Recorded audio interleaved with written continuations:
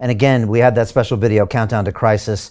There's a link below, londonreal.tv/Jim, where you kind of go into what's going to happen with this crash, why it's going to be fast, bloody, unavoidable, but also how you can position yourself to profit from that in 2022. Yep. So thank you for that.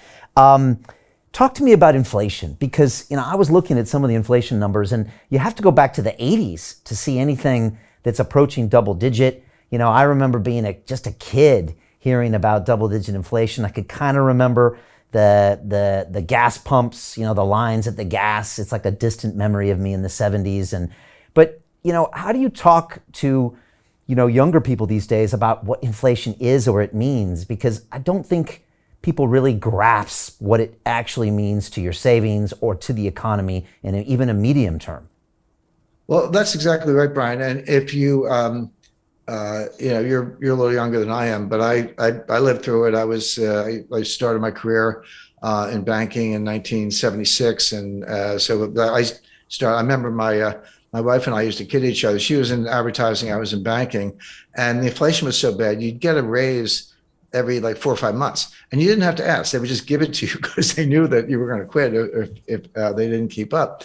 So she would get a raise, and she was making more than I was at the time. So we'd go out to dinner, and then I would get a raise, and I was making more than she was. So we would just tease each other about that. But that's how it was. And the psychology was, if you needed a TV set or refrigerator, new car, whatever, you say, I better buy it now because the price is going to be higher. If I wait a month or 2 months, the price is going to run away from me. So it had huge behavioral effects. Of course, gold was, going to the moon. There was a lot going on at the time. But Brian, you're right when you say we're putting up inflation numbers today that are the highest in 40 years. That is correct. A little 41, actually, it was 1981 before we saw these numbers.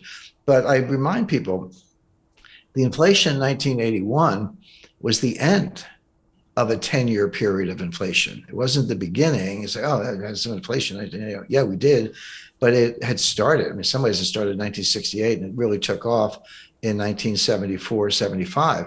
So 81, these numbers, that was when Volcker finally got it under control. But you go back to 80, 70, between 77 and 81, so that 5-year period, the dollar lost 50% of its purchasing power. Not 15, 50 in that 5-year stretch. So you were putting up numbers, 10%, 11%, 13% and higher year after year. Yeah, 1981, it was 9 or 10, which is what they're comparing it to today. But that was on the downslope. It had been higher than that in 77, 78, and 79. So the question is this the beginning of an inflationary surge where it's going to get even worse and it is going to last 5 years, or is it different than that? But keep that in mind, because the 40-year comparison, it is correct, but that was the tail end of an even worse episode. And I think, Jim, you've actually said that this inflation is going to turn to deflation faster than most people realize. Can you explain what that means and then what that looks like, and then maybe the ramifications of that? Sure. That is my view. I'm happy to explain it. And it catches a lot of people by surprise. They're like, wait a second, Jim, it's inflation. You just look at 2022, starting in January, it was kind of like 7%. And then it was, it's 8.1, it's 8.6, now it's 9.1, which is true. That is this year. It is going up. So people extrapolate that. And again, there is this comparison to the 70s. By the way, I think the situation we're in today is very different from the 1970s, and I'll explain why.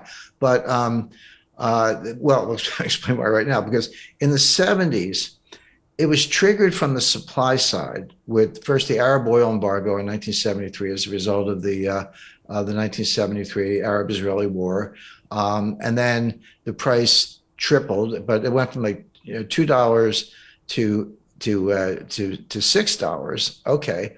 But percentage terms, that's a huge jump, but it was still $6. And then it got to 12. And then in 1979, you had a second oil embargo because of Iran and the Ayatollah and the revolution and the hostages and all that. And then it went from kind of 12 to 20.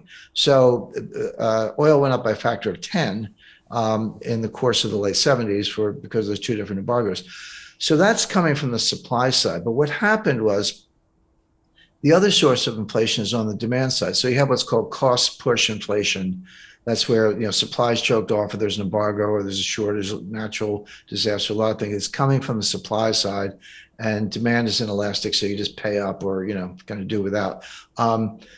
But the demand side is much more psychological. That's called demand pull inflation. That's when consumers behave the way I described. And as I say, I lived through the 70s, where, hey, I better buy it today, I better buy it now. You're pulling all this demand forward and bidding up prices because you're worried that it's going to get even worse.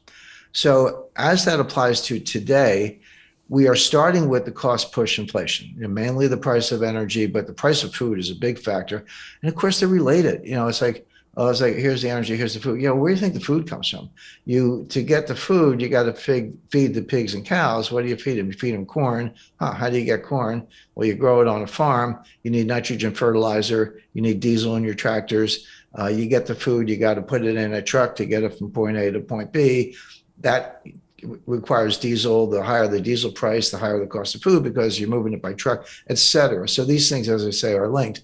But food prices are going up substantially, and the two things you can't do without are gas in the car and food. So you have that cost push inflation.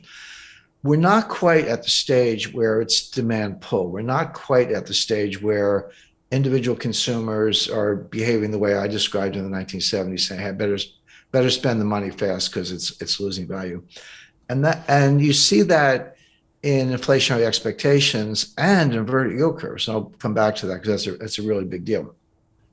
If you thought inflation was going to run away, as it did in the 70s, yield curves would be steeply sloping, and people would be in a frenzy to buy stuff. They're not. And the yield curves are not sloping, or upward sloping. They're inverted. They're going down.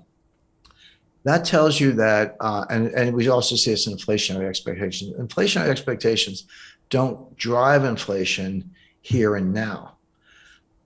What does is inflation here and now can feed on itself. Inflationary expectations don't drive it, but they tell you a lot. They're information rich. They tell you a lot about what people expect. What the yield curve is telling us, what inflationary expectations are telling us, and other factors are telling us, is that, there's inflation now, but the Fed's going to kill it, and they're going to kill it by destroying demand and throwing us into a recession. And here's where it gets interesting, because you could flip from this kind of inflation to disinflation or even deflation very quickly. And people are definitely not prepared for that. Well, I'm sorry, I shouldn't say that. Kind of everyday consumers are prepared for it. I'm not sure Wall Street and mainstream economists and policymakers are prepared for it.